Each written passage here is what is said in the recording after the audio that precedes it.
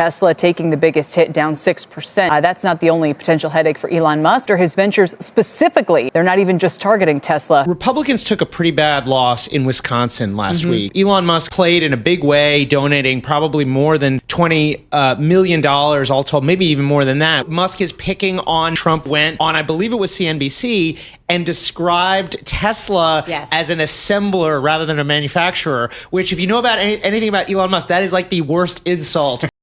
Donald Trump has finally betrayed Elon Musk. Yeah, guys, recently Trump seems totally fed up with Elon Musk's influence and control. Now, it's clear that when we first saw Elon Musk walking around the White House like he owned the place, that was actually just Trump letting him tag along for a while. You might remember Elon Musk even brought his child to a presidential level event. That moment literally shocked the whole world. It was like, money really speaks. But now, things are changing fast. Trump is forgetting everything Elon Musk did for him. He's ignoring all the support Elon gave him to help him become president. These days, Trump is straight up ignoring Elon Musk brutally, and even talking bad about him in different places. Recently, I think a week and a half or so ago, Elon Musk was in with the cabinet wearing a hat that said Trump was right about everything. So this does feel like a shift. I think it would be wrong to say, oh, Elon is out, he's outside the circle of influence or something like that. Whatever happens, however long Elon Musk runs Doge, he is going to stay close to Donald Trump, I would predict, for a long time, because there are mutual interests here. Trump is going to want that for the midterm, and Republicans are going to need that.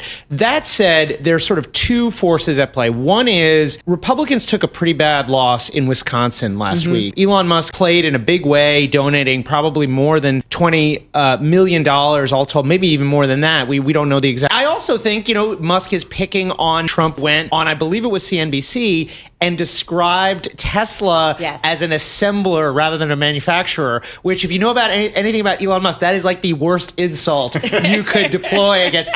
Genuinely, I think he was hurt or angry, and he is reacting to it. So, and of course, also Tesla has, this is gonna cost Tesla money, is the other thing.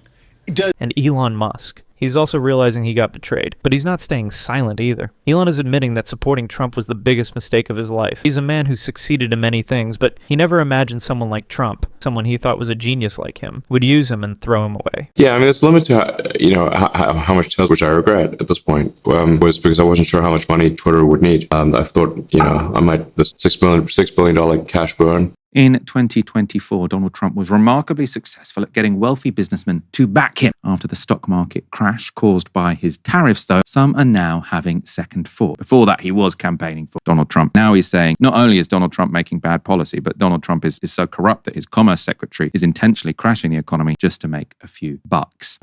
Elon Musk, of course, is another billionaire who backed Donald Trump.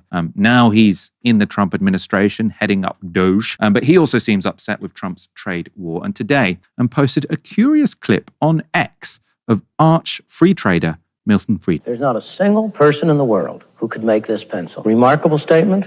Not at all. The wood from which it's made, for all I know, comes from a tree that was cut down in the state of Washington. To cut down that tree, it took a saw. To make the saw, it took steel. To make the steel, it took iron ore. This black center, we call it lead, but it's really graphite, compressed graphite. I'm not sure where it comes from, but I think it comes from some mines in South America. This red top up here, the eraser, bit of rubber, probably comes from Malaya. The rubber tree isn't even native. It was imported from South America by some businessmen with the help of the British government. This brass ferrule, I haven't the slightest idea where it came from, or the yellow paint, or the paint that made the black lines, or the glue that holds it together. Literally thousands of people cooperated to make this pencil. People who don't speak the same language, who practice different religions, who might hate one another if they ever met. When you go down to the store and buy this pencil, you are in effect trading a few minutes of your time for a few seconds of the time of all those thousands of people. What brought them together and induced them to cooperate to make this pencil? There was no commissar sending out orders from some central office.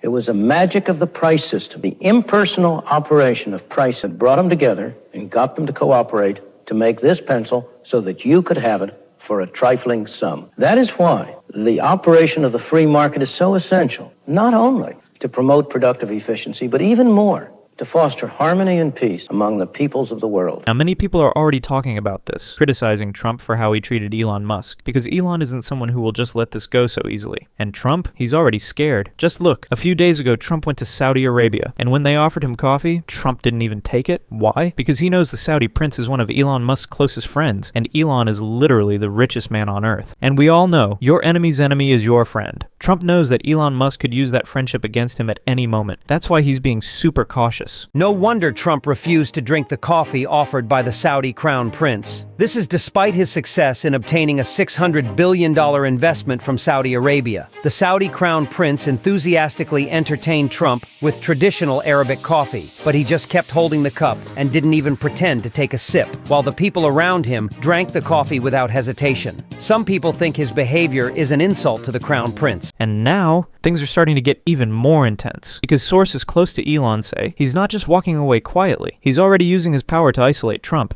People inside Tesla and SpaceX are being told never to support or associate with Trump-related figures again. Elon's completely shutting down any access Trump might have had in Silicon Valley, and here's where it gets dark. A few former White House insiders have claimed that Trump actually asked Elon to fund a secret media project last year, something that was supposed to quietly boost Trump's image on social media after his bans. Elon reportedly put in money at first, but then realized Trump was manipulating him, using his platforms, ideas, and connections to build something anti-democratic. I would say to Elon Musk, stick to business. You've done great. Do you think he has the potential to be a successful and a good president? He's making enemies that he doesn't realize. I hope, because I'm not rooting against him. And it's no need for you to get hurt. You're doing so well in your life. If you're rooting against the president, you are rooting against the nation. He absolutely that's never going to happen. That was the moment Elon stepped back, and that's when the betrayal really began. Now Trump's desperate, trying to erase every trace of that connection. He's deleting tweets, avoiding questions about Elon, even pressuring his allies not to talk about their past friendship. But Elon? He's doing something way smarter. He's keeping receipts. Behind the scenes, Elon has emails, recordings, and documents that could absolutely ruin Trump's reputation. And if Trump pushes too far, Elon's ready to go nuclear.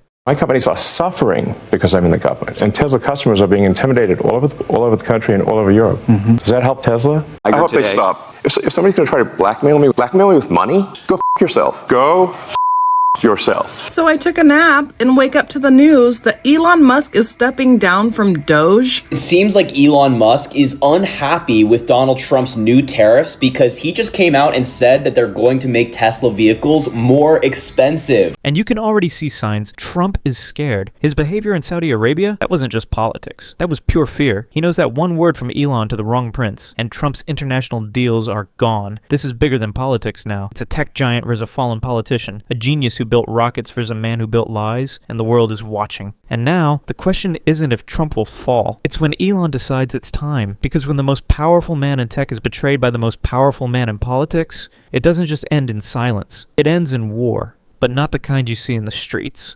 The kind you never see coming. Behind every smile, every handshake, every silence, there's a move being made, a trap being set. Trump built his empire on fear, Elon built his on innovation, and now, the future is choosing sides. So let me ask you one question. When the truth finally drops, whose side will you be on? Drop your answer in the comments, but be careful. This isn't just drama. This is history in the making.